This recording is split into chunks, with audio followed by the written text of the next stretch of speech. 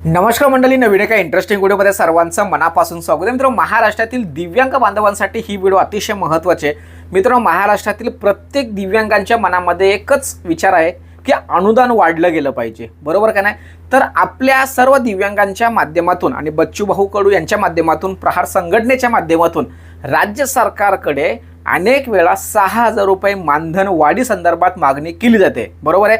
आणि यासाठी बच्चू भाऊ कडू, प्रहार संघटना किंवा इतर जे सामाजिक कार्यकर्ते आहेत हे पुढाकार घेऊन वेगवेगळे आंदोलन करतात, बरोबर आहे. आणि माझ्या मतानुसार सुद्धा या ठिकाणी दिव्यांगांचं अनुदान वाढलं गेलं पाहिजे. आता 6,000 रुपये झालं तर अतिशय चांगलं आहे, परंतु नाही 6,000 जरी झाले तरी सुद्धा थोडं का होईना पण वाढले गेले पाहिजे. कारण मित्रांनो, एखादा कर्मचारी काम करतोय तर कर्मचाऱ्याचं दर वर्षाला मानधन वाढत जातं. तुम्हाला सर्वांना ठाऊक आहे, जर महागाईचा फटका त्या कर्मचाऱ्याला बसतोय, त्या कामगाराला बसतोय, तर माझ्या दिव्यांग बांधवांना सुद्धा त्या महागाईचा फटका बसत असतो, लक्षात ठेवा. म्हणून सरकारने एक विचार केला पाहिजे की या दिव्यांग बांधवांच्या मागे पुढे कोणीच नाहीये, नाही त्यांना सामाजिक काही स्थिरता आहे किंवा त्यांचं पालन पोषण करणारा कोणीच नाहीये. लक्षात ठेवा, महाराष्ट्रामध्ये अशा अनेक दिव्यांग बांधव आहेत की ते अंथरुणावरती आहेत, त्यांच्या हालचाली होत नाहीत, त्यांचं कुटुंब त्यांचं पालन पोषण करतं, पण कुठेतरी एक बाजू अशी आहे की त्या कुटुंबाला सुद्धा खर्च असतो.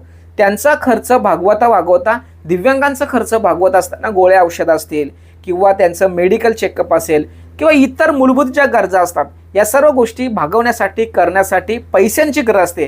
आणि ही पैशांची गरज सरकारने वेळेत वाढवून त्यांची पूर्तता केली पाहिजे, असं या ठिकाणी सामाजिक संघटना असेल, प्रहार संघटना असेल, बच्चू भाऊ कडू असेल, यांच्या माध्यमातून वेळोवेळी मागणी केली जाते.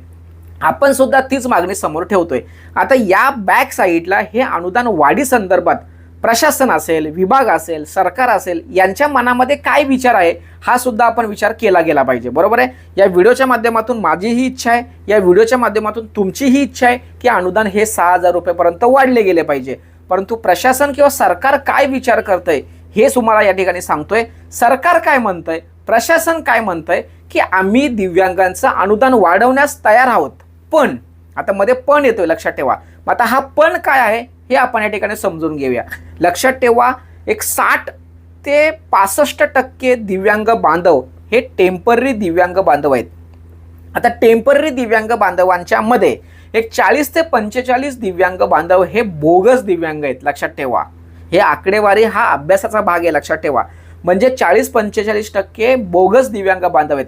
सरकारने, प्रशासन काय म्हणतंय, हे 40% लोक जेव्हा बाहेर निघतील तेव्हा जो काही निधी शिल्लक राहतो हा निधी आम्हाला दिव्यांग बांधवांसाठी सहज पद्धतीने डोळे बंद करून वाटप करता येणार आहे, अशा पद्धतीचं त्यांचं मत आहे.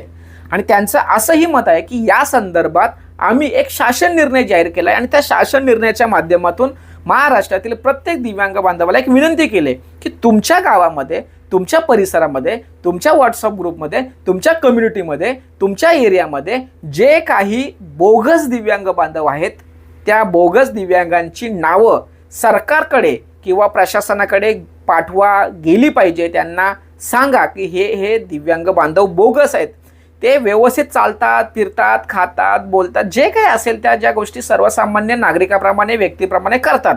तर अशा लोकांची जेव्हा तक्रारी नाही म्हणता येणार पण नावं काय होईना ज्यावेळेस दिली जातील त्यावेळेस, आणि या ठिकाणी सरकारने, प्रशासन हेही सांगितलंय, ही जी नावं देणारी जी लोक आहेत त्यांची नावं आम्ही ओपन करणार नाही, पण मात्र हा बोगस आकडा जो आहे हा आकडा बाहेर निघाला तर जो काही पैसा शिल्लक राहतो तो आम्ही दिव्यांगांना देणार. आता आपले तुकाराम मुंडे साहेब जर असते तर अशी सांगण्याची वेळही आली नसती. त्यांनी असं काही काम केलं असतं की त्यांनी एक एक आपण बोलतो ना, ते भरपूर दगडी असं एक दगड बाहेर काढताना बाजूला ठेवतो, त्या पद्धतीने बोगस दिव्यांग बाहेर काढला असता. परंतु आता तुकाराम मुंडे साहेब आपल्या या दिव्यांग सक्षमीकरण विभागाकडे नाही आहेत. एक चांगला व्यक्ती आपल्याकडून त्यांनी हिसकावून घेतलाय, याचं दुःख आहे. पण आपल्याला आता काहीतरी केलं पाहिजे, कारण हे 6,000 रुपये होणं खूप गरजेचं आहे, लक्षात ठेवा. विभागाचे जे काही प्रशासकीय लोक आहेत त्यांचं मत आहे की आम्ही पैसे द्यायला तयार आहोत. सरकारचं मत असं आहे की बोगस दिव्यांगांना आम्ही किती दिवस पोसायचं किंवा किती दिवस पैसे द्यायचे हे कुठं थांबलं गेलं पाहिजे. तर मित्रांनो, या व्हिडिओच्या माध्यमातून मी सर्वांना विनंती करतोय की जो तुमच्या डोळ्यासमोर बोगस दिव्यांग दिसतोय, वाटतोय, तर त्याची तक्रार किंवा त्याची नावं कुठेतरी प्रशासनापर्यंत गेली पाहिजे. प्रशासन, सरकार त्याच्या स्तरावरती बोगस दिव्यांग बाहेर काढायचा प्रयत्न करतोय। डिजिटल पद्धतीने दिव्यांग सहाय्यक पोर्टल या ठिकाणी फक्त परमनंट दिव्यांगांची नोंदी होत आहेत। कदाचित भविष्यामध्ये जे आहे परमनंट दिव्यांग आहेत, खरे दिव्यांग आहेत, त्यांनाच या योजनेचा लाभ मिळणार आहे। परंतु या कार्याला आपली सुद्धा साथ गेली पाहिजे, दिली गेली पाहिजे असं या ठिकाणी म्हणतोय। प्रशासन सरकार अनुदान वाढवण्यास तयार आहेत, परंतु हा जो निधी आहे हा चुकीच्या पद्धतीने जातोय, तो थांबला गेला पाहिजे। आणि जो काही निधी आहे हा निधी दिव्यांगांचा आहे, तो दिव्यांगांसाठी वाटायला आम्ही तयार आहोत असं त्यांचं मत आहे। त्यामुळे नक्कीच एक ना एक दिवस लवकरच हे 6,000 रुपये किंवा 5,000 रुपये किंवा 4,000 रुपये अनुदान वाढ होणार अशा पद्धतीचं या ठिकाणी चित्र दिसतंय। आणि सरकारला एक विनंती असेल, प्रशासनाला एक विनंती असेल की या संदर्भात तुम्ही लवकरात लवकर निर्णय घ्या, कारण या ठिकाणी महागाईचा भडका खूप जोरात वाढत आहे आणि हा महागाई माझ्या दिव्यांग बांधवांना सहन करावा लागतं। हे जगणं अशक्य आहे, हे कुठेतरी थांबलं गेलं पाहिजे। चांगले दिवस माझ्या दिव्यांग बांधवाला आले पाहिजे असं या ठिकाणी म्हणतो आणि हे अनुदान वाढ व्हावं असं सरकारला चांगली बुद्धी देवं असं या ठिकाणी म्हणतोय। ही व्हिडिओ सर्वांना शेअर करा। भेटूया पुढील व्हिडिओसह, तोपर्यंत धन्यवाद। जय हिंद, जय महाराष्ट्र।